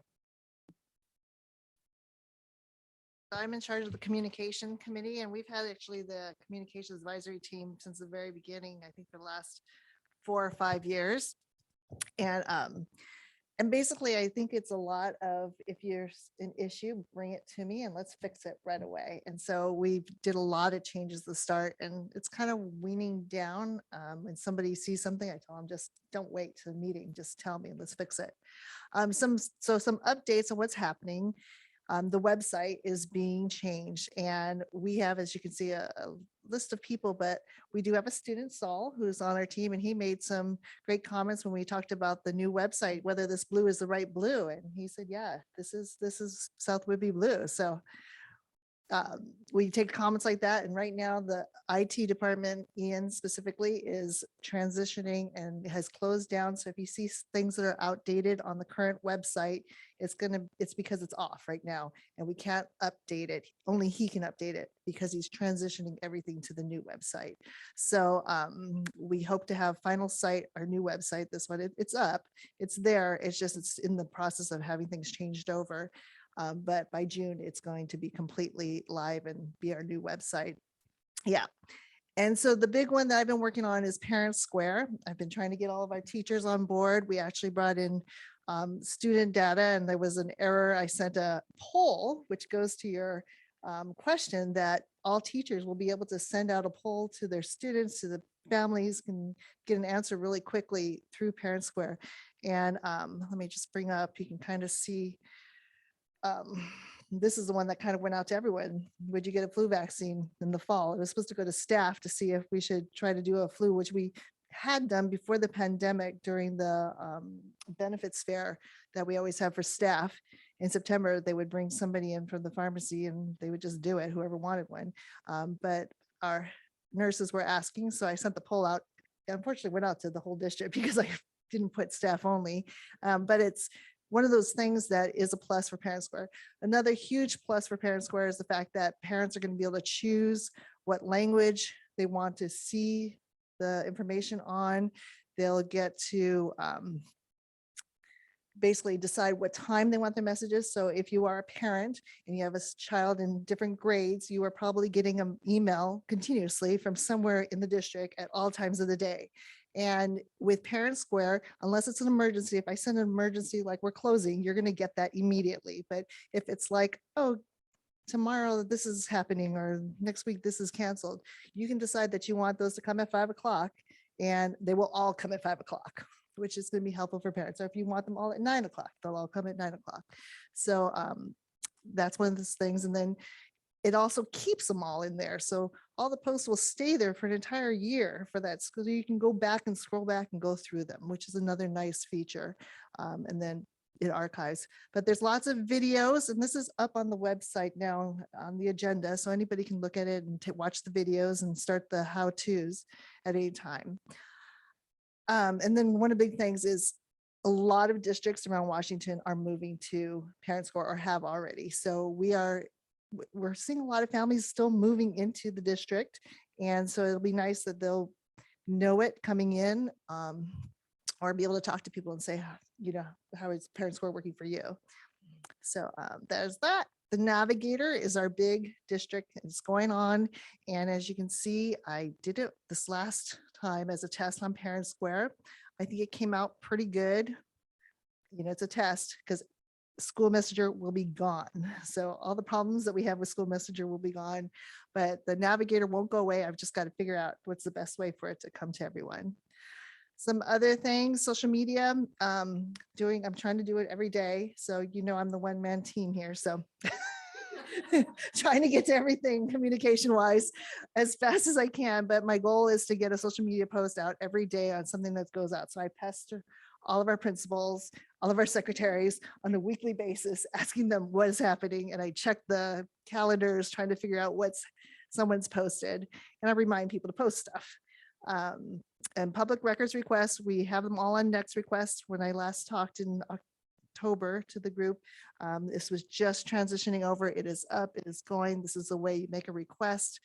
This is the way you receive your request. It is great for me because they're all in there. What else?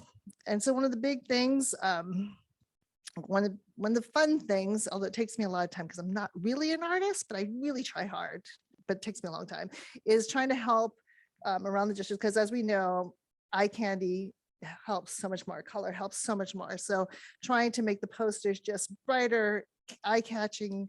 I spent a lot of time trying to do that so that people will read them. And I think it works because when we look at the number of people looking at our posts, they're pretty high, and I keep getting new people that are moving to our website.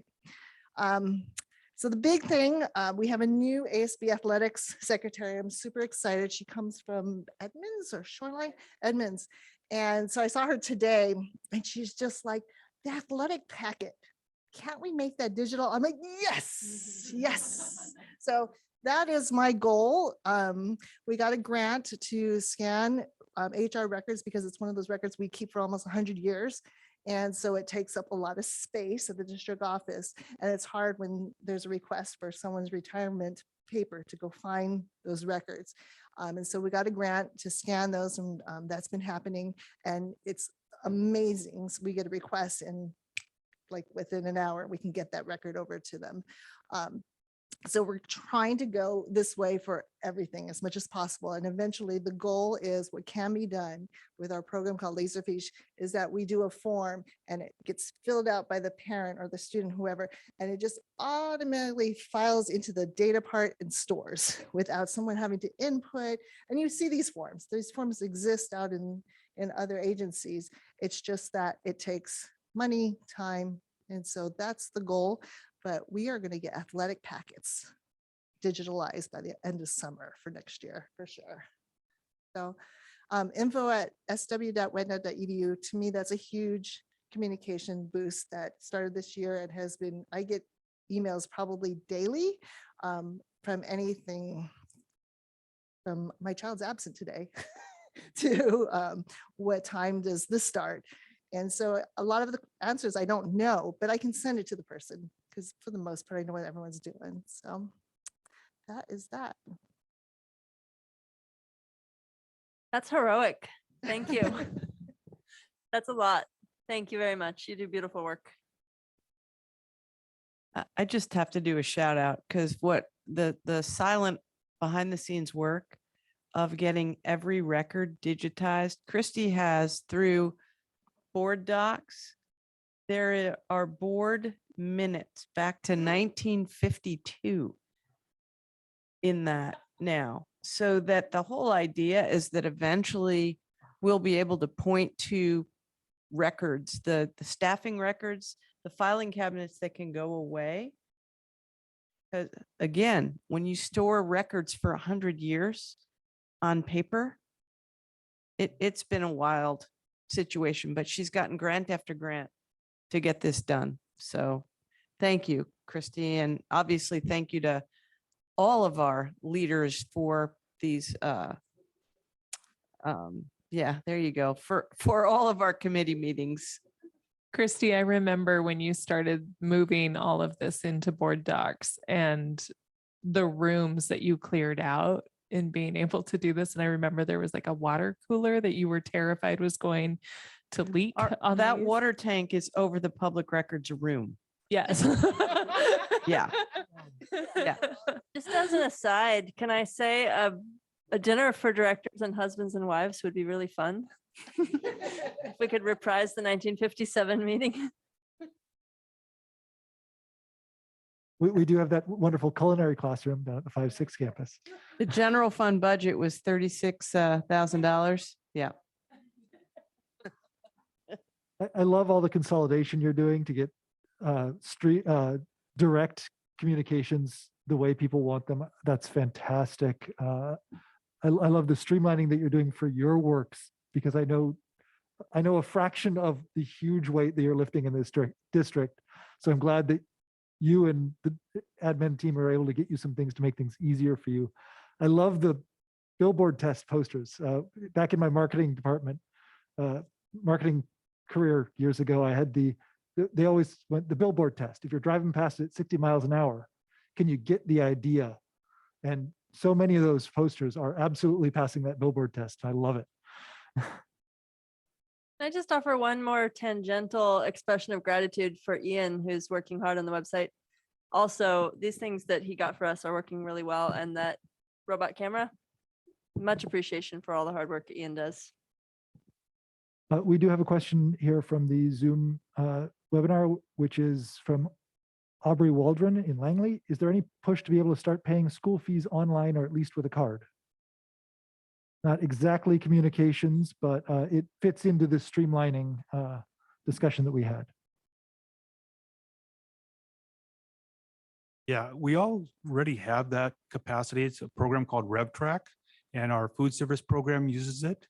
It can be expanded to include all of those other options. I think we may have the personnel now at the high school to be able to do that in the coming year. So it is something I believe that Eileen had asked if we could look at that, but she wanted to get her feet on the ground first. Thank you. Any other questions on the communications? It's starting to get late and we still have a lot on the agenda. So let's move on to the next committee. Thank you. Well, we're going to move on to our last committee. The report will be brief. Dr. Fankhauser. He's the one that we all should be most proud of. There you go. Hi, everybody. So my report is interesting in that I feel like we have moved over the last, we were one of the first committees to start our special ed advisory team. We had some enthusiasm. In fact, Saul was there at least at one of those committee meetings. And we had quite a few community members that came in and we talked about priorities. This went on through 1920. 1920, we had 2 special education reviews, WASA and OSPI, and those were all worked through with the committee and the advisory team. As we moved into COVID, enthusiasm for participation dwindled. And as we tried to revisit it this year, many of the topics that kept coming up at our special ed advisory team meetings were things like communications, social emotional learning, things like equity, bond, facilities. And so what happened, as I noticed this year, many of the people that were participating in the special ed advisory team wound up on the other advisory teams. And so I look at that in a couple ways. One, their needs were being met in other ways. Frequently, team members would come to the special ed advisory team meetings and want to talk about individual needs for their students, but it was really designed to be a programmatic group discussion about special ed services as a whole. And so as team members came, found that out, expressed their interest in really talking about an inclusive playground, well, I'm going to go get on the bond committee so that I can pursue my interest in the inclusive playground. So we've had 3 meetings this year. I had 0 people show up. So with that said, I'm not proud of that, but I admit it and I'm accepting my ownership in that. But what I really think of it is, as we are currently pursuing these other committees and much of the energy is going into those committees, and many of the people that were supporting the special ed advisory team took their energy to the other committees. So that's my report. Thank you. Anything from anyone else on that? Thank you. And I do appreciate the nod to the intersectionality of these issues, because a lot of these other committees are doing work that is really going to improve support for our students who receive special education services. Thanks for your work. And thanks for that, Marnie. But what I would also say is, we as a district, this is our 3rd year of inclusive practice. We're trying to move everything that we do towards inclusion in general ed and everything that we're doing. And you can see that work across these other advisory teams as a component of that. So thank you. We have a community member online saying that they would love to join your committee. So I will suggest that they email you to get in contact about that. And now we'll move on to first of all, thank you all for coming and talking and giving this update. I've always loved the ideas of these committees. So hearing the good work that's being done by them reinforces the idea that when we can get staff and community members and students together, we can actually really do some really amazing things. So thank you all for the work you're putting in and for coming here to present. We'll now move on to the OSPI emergency school closure waiver. Dr. Moshe. Thank you. As you know, this year we had a couple of closures during the state of emergency, and districts are required to have 180 days per year. And if for some reason you are unable to do those 180 days, you can qualify for a waiver. Doesn't mean the state will grant one. The reason that I'm suggesting we apply for one is because if we are granted the waiver, school would end for students on Friday, the 10th of June. Staff would come back Monday for a staff day. At this point, if we don't get the 2 days waiver, then we come back the following Monday and Tuesday with students, and then Wednesday for staff. And all instructional days are valuable, those instructional days that we missed would have been very valuable to have at the time that they were scheduled. To schedule those 2 days that late in June doesn't seem like they'll be the most valuable days. So we thought we would approach the board about putting in for a waiver. Doesn't mean we'll receive it, but if we did, we would end school for students on the 10th and staff on the 13th. And just to note, from a discussion we had previously, we would still be completing all our necessary hours. Right. Thank you for that. Yes, it requires us, we cannot give up the instructional hours, which we will meet. It's the requirement of the actual 180 days. So it would allow us to collect our state aid that we're entitled to for doing 180 days. The state provides these waivers fairly routinely. We rarely ask for them. It just seems like a year where if we were granted the waivers, it would be really helpful. I'm sure our students would weigh in on those 2 days and the value of them. You want to go to more school. Now, one thing to consider is that a change to the school year could be, speaking as a parent, could be disruptive to parents who sometimes have to plan summer activities for their students well in advance. And so if the beginning of, for instance, like a summer camp now turns into an additional 2 days of school, that could put parents in a bind. So I think that given what you said, it seems Yeah, like. it's a good point. I mean, one of the things that we have currently scheduled graduation for the 3rd of June. We're going to maintain that schedule, but it requires seniors who typically don't have to come back to school after graduation because those 5 days are allowable as days for non-attendance. They would have to come back 1 or 2 days the following week. We know how well that will go. So again, it's just logic that are we going to get the attendance if we schedule these days and bring everybody in to be teaching? Will they have students to teach? So again, I don't want to undervalue instructional days. It just seems that this particular schedule isn't conducive to true instruction. If it was a Thursday, Friday, we're coming back, I think that would feel very different. I Absolutely. don't know that people will come back after a weekend, just Right. being real here. Yeah. So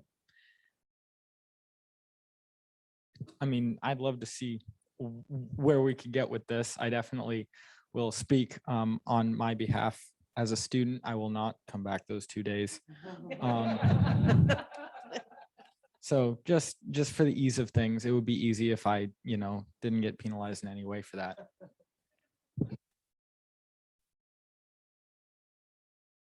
Yeah, I'll Again- just weigh in as a parent of students and as a person who remembers being in a school on a beautiful summer day that the 14th of June is likely to be pretty beautiful. And I hope some of our staff and students can be outside playing. So you are not required to vote on this. It is required that I alert you to it and ascertain if there are any objections to my submission of this.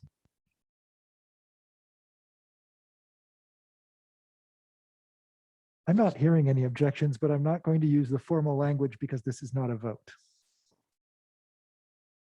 I think I have what I need. Thank you so much. Okay, now we'll move on to policy review. All right, let's rock and roll. Okay, so for this one, this is meeting conduct or business order and quorum. The only piece that we were adding here was the land acknowledgement. Christy, I did notice on the first page, there is a he or she that we could switch to a they. Down, down, down, down there. Otherwise, there are no changes to this policy. Any thoughts or discussion about that?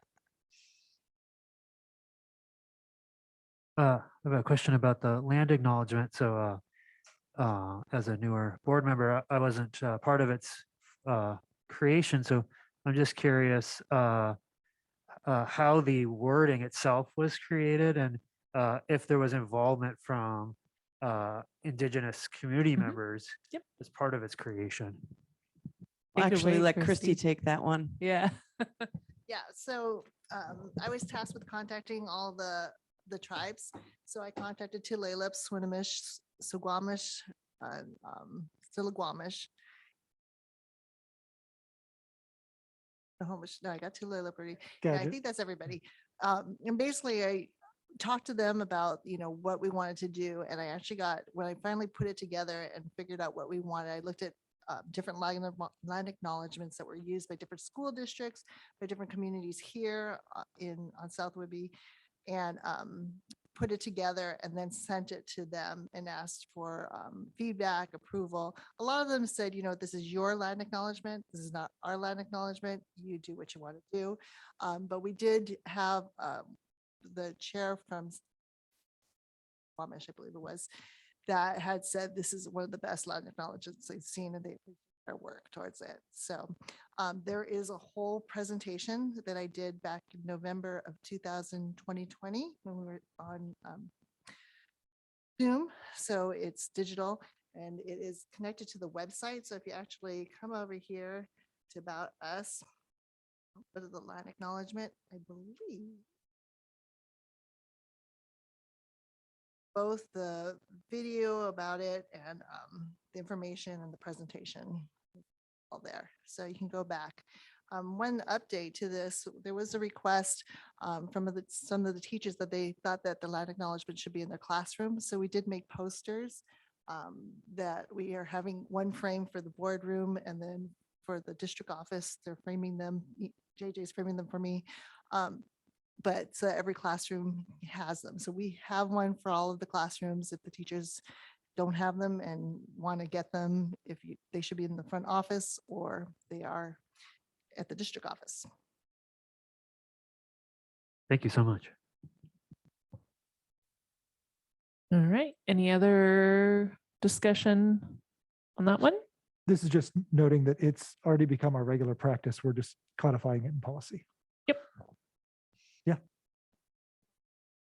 The mic, please. So out of curiosity, I believe last fall we had talked at a board meeting about the Pledge of Allegiance and the fact that we don't do the pledge at a school board meeting. And there was talk of doing something with the community advisory committee or something like that to discuss whether or not we would add the pledge back in alongside the land acknowledgement.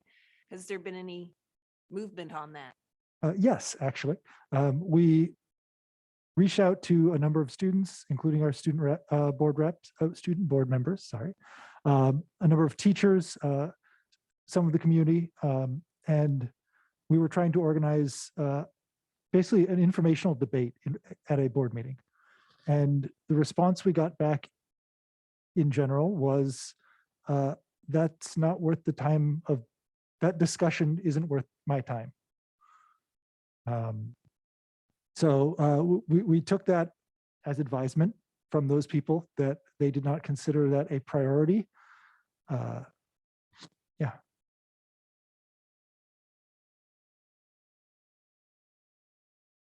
But yeah, let's get a microphone, please, for those online.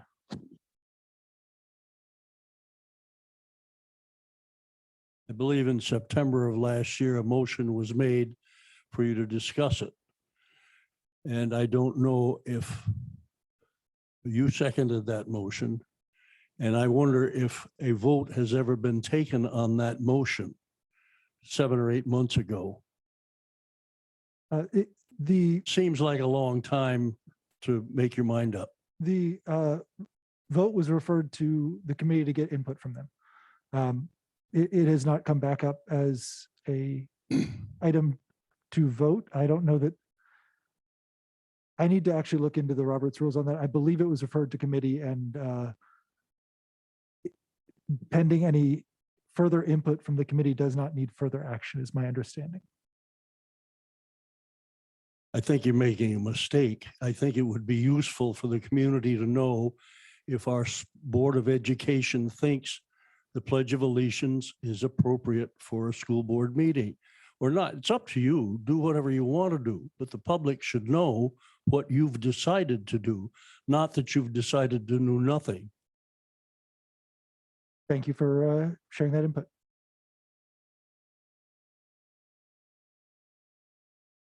Bill Carruthers, I wonder, do other school districts not say the pledge? Did you investigate that at all?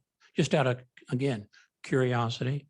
It's my understanding that yes, some do and some do not before board meetings. Exactly. Some do, some do not. We're required to have the pledge every morning for students, and that occurs. The board's not required to do the pledge or not do the pledge. It's a board choice, how they direct and conduct their meetings. This is the appropriate policy, though, for that discussion, if they wanted to incorporate it in regular meeting business. If I understand correctly, it was referred to committee by vote. Yes, I believe it was. I don't remember exactly. That's my recollection of it. But I'll have to look at it. I believe it was voted to refer it to committee. Yes. Is that something that can happen if there wasn't a committee at the time that was formed to deal with the issue? Yeah, because the vote would then be to create the committee. My recollection about what that attempt at composing a committee led to was basically the feedback that it was not a good use of the board's time, and that we have business that is better attended to in this time.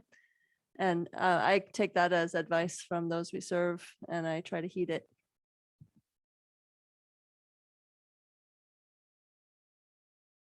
Any other comments or questions on this? I think it's always something that we can revisit, right? We're not moving, we still live in America. So it's something that later down the road we might have a chance to talk about. Yeah, if it's an item of interest for board members to bring onto the agenda, we can certainly do so. Any other comments or questions on 1400?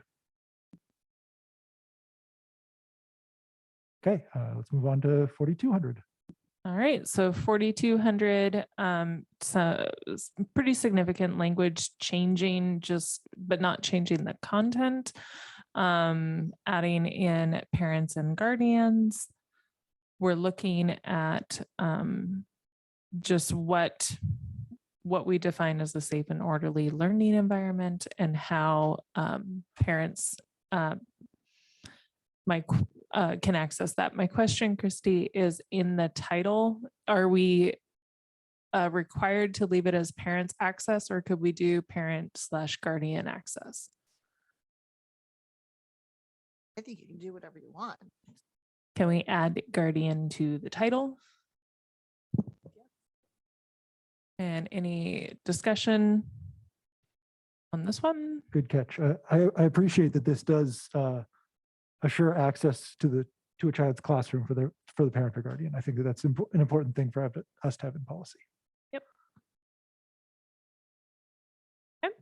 All right, next one would be the library information technology programs. With this one, just one small change in terms of residents or staff members of the district can express concerns about specific material and the process by which they would do that. The big change, I think, for this has nothing to do with the board, but as far as our librarians have created new forms so that that input can be put in. I do think it's important to note that the WASDA recommendation that it's citizens of the community as opposed to citizens in general. I think that correctly directs community involvement to the district where the community member resides. I think that's good. I also appreciate the reference to residents versus the term citizens, which can be a term that excludes some residents. So if I'm understanding this clearly, it essentially removes the ability for people outside the district to express a concern about specific material.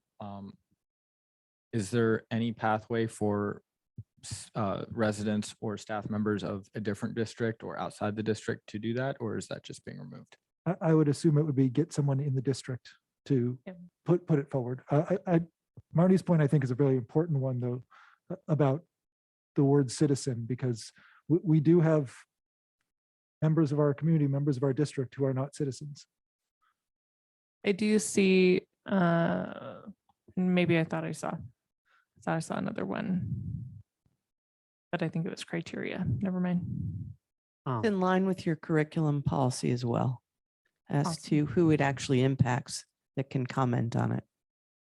So there's a strange Venn diagram of citizens, residents, et cetera. My concern is with this change, we may have inadvertently excluded the students themselves who could be citizens, but I guess they're all residents, so never mind. That's an important thing to consider, though. Thank you. I wonder But about, staff may not be residents. That's why it says residents for staff. I wonder about the very rare case when a student is coming in from out of district through an inter-district transfer. Do we want to make accommodations for their parents, guardians, and students to have influence? I think they would be considered a resident of the district in that context, would be the language that you would look at. If they were McKinney-Vento, they would be a resident of their last district of record or the district by which they attend. So I think they're covered in the language as well. Well, I think Marnie's point is, Choice transfers, but they would still be considered residents of the Excellent. district. you would know better than I, so thank you. Yep. Thank you. I was one of those parents when we lived just beyond the toll booth. So All right, next one. We received legal guidance. So for this one, we brought it to workshop in order to ask legal counsel around some of Director Green-Heron's suggestions, specifically that we add in having inoculation to chickenpox, and then also adding in the COVID immunization to that. And our legal counsel recommendation was to keep the language as it is. I think that's also in alignment with what the governor put out today in regards to vaccination status. All right, I'm not gonna disagree with the lawyers. So I will say though that I think it's important for us to scrutinize what's being handed down and not just accept it verbatim. Absolutely. I think that the process is important, even if there are no changes in this case. I agree. Yeah, well said. So that one will go back to what we initially proposed at the board meeting and move from there. The last one that we have is accommodating students with seizure disorders, adding in the term guardian and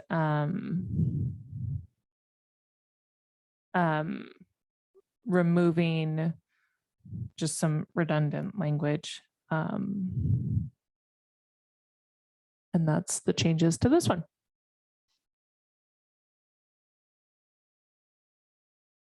Seems real nice and straightforward to me. Yep, that's it for policy.